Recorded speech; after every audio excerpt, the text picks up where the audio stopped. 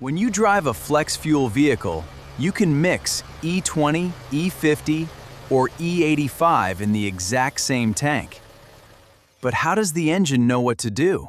It relies on a specialized fuel composition sensor in line with the fuel line. This sensor checks the chemical properties of the fuel in real time, reading the exact percentage of ethanol heading to the cylinders. The sensor instantly sends the ethanol percentage to the engine control unit, or ECU. The ECU then calculates exactly how the engine should operate. Once detected, the engine optimizes itself to take advantage of ethanol's higher octane rating. E85 is not just another fuel. It represents India's push toward energy security. And once it sends that data instantly to the electronic control module, ECM. The brain of the car instantly recalculates the ignition timing and increases the fuel injector pulse on the fly. E85 is not just another fuel. It represents India's push toward energy security, farmer income growth, and lower dependence on imported crude oil.